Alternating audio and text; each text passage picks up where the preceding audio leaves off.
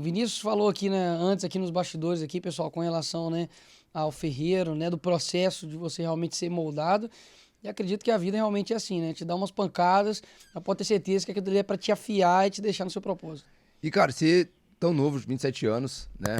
Carrega uma responsabilidade tremenda. Eu acho que dos maiores desafios que a gente vem percebendo nesse processo de desenvolvimento é você conseguir dar um resultado efetivo jovem. Porque além do próprio desafio do resultado em si, você tem uma série de questões que você precisa abdicar quando é jovem para você ainda conseguir se manter focado nesse caminho.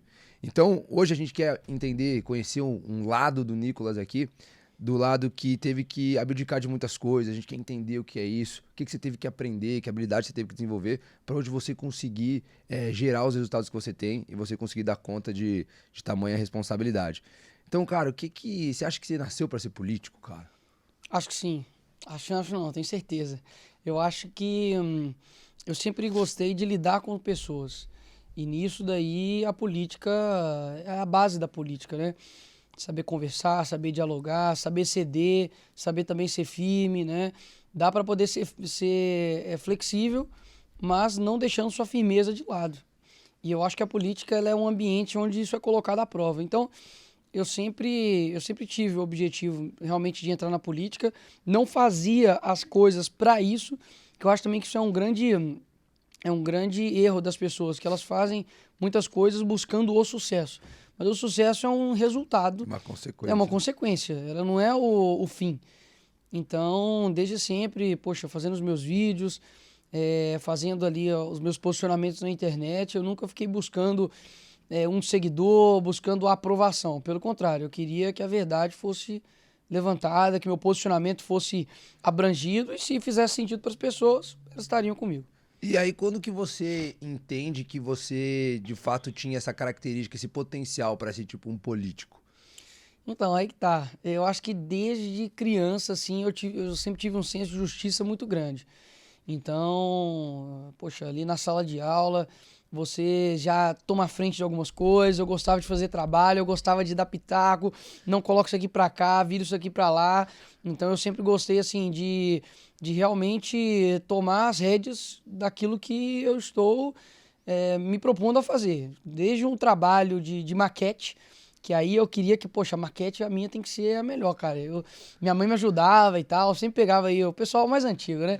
Pegava aquele New York Lux, que era um gel, aquele gel meio transparente pra fazer o marzinho assim da Aham. maquete. No sul, a gente usava erva de chimarrão pra fazer a parte da grama, do mato, assim, mas lá na Minas não deve tomar chimarrão, né? Não, lá em Minas toma café e pão de queijo. Mas e daí, cara, a gente inventava muita coisa. Então, eu sempre tive uma mente muito criativa. Eu sempre, assim, gostei muito de aprender também com as pessoas, assim, sabe? Eu, por exemplo, aprendi a tocar bateria, assim, praticamente sozinho. Então, só olhando, só observando. Então, meus tios ali eram mais velhos, né? Eles tocavam na igreja. E eu sempre ia nos ensaios. Então, basicamente, para eu poder chegar e tocar como, digamos, titular na equipe de louvor, eu passei anos só olhando. Então, basicamente assim, eu sempre gostei muito de Uau. aprender, entendeu? Mas quando a gente pensa, por exemplo, assim, o cara quer ser um jogador de futebol, o cara quer ser um atleta, um Aham. empresário, enfim, ele tem várias referências, assim, pra ter o norte do que vai fazer, do que precisa ser feito, enfim. Mas quando você para pra fazer, eu quero ser político, cara, como é que você aprende? Tipo, com quem que você aprende? O que que você tem que aprender? Porque é Aham. muito, tipo, não tem algo formalizado no sentido, ó, política é isso, tem que fazer isso, tem que fazer aquilo. Como Até é que é mesmo esse porque processo, cara? faltavam-se bons exemplos, né? Eu acho que é isso. Exatamente. No futebol você tem muitos bons exemplos por conta da técnica, né? Eu não digo nem questão moral, eu digo questão da técnica. O jogador tá ali para poder fazer gol e pronto. E dentro da política, um bom legislador, né, como um deputado federal, como um senador, um governador que já está no cargo executivo, tem que fazer uma boa gestão. Basicamente, ele tem que apresentar de fato resultados, né? Apresentar resultados e ser uma pessoa transparente, de boa gestão, enfim.